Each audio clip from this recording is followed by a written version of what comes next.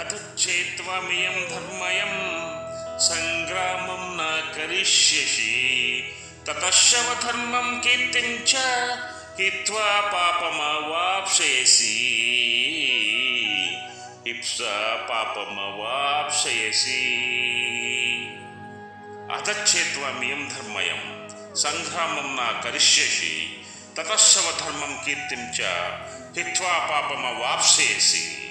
అథ అంటే ఇక అని, త్వం అంటే నీవు, ఇయం అంటే ఈ, ధర్మయం అంటే ధర్మయుక్తమైన, సంగ్రామం అంటే యుద్ధమునకు నా కరిష్యసి చేత్ చేయకుందువేని, తత అందువలన స్వధర్మమును కీర్తించ కీర్తిని హిత్వా విడిచి పాపమును అవాప్స్యసి అంటే పొందగలవు అని.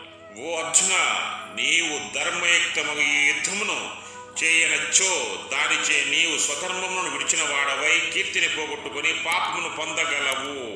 శ్రీకృష్ణ భగవానుడు అర్జునుడు చెబుతున్నాడు, ఈ కురుక్షేత్ర యుద్ధం అనేది ధర్మయుక్తమైనది.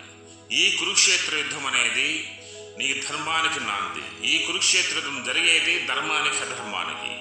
ఈ ధర్మం అనేది అధర్మమే పోరాడాలి, అధర్మాన్ని ఓడించాలి, అధర్మాన్ని గెలవాలి. అర్జునుడు ఏం చెప్తున్నాడంటే, నా బంధువులు నా వాళ్ళు అని నువ్వు చెప్తున్నాడు.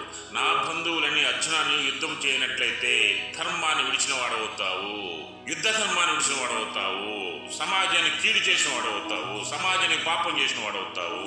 అందువలన నీవు కురుక్షేత్ర యుద్ధంలో దుర్మార్గులను అయినటువంటి దుర్యోధనుని, కర్ణుణ్ణి, దుశ్శాసుని మొదలగు మొత్తం దుర్మార్గుల్ని నువ్వు సంహరించకపోయినట్లయితే నీవు ధర్మాన్ని విడిచిన వాడవై, నీకు ఎటువంటి ధర్మానికి వ్యతిరేకంగా చేసిన వాడవై, ధర్మం మీద నీకు ప్రేమ లేని వాడవై, ఈ సమాజంలో అపకీర్తిని పొంది అతని వైపు నిలబడ్డాడు అనే అపకీర్తిని పొంది నీవు ఈ సమాజానికి కీడు చేసిన వాడవై భ్రష్టు పట్టిపోతావు అని శ్రీకృష్ణ భగవానుడు అర్జునుడికి ఉపదేశం చేశాడు.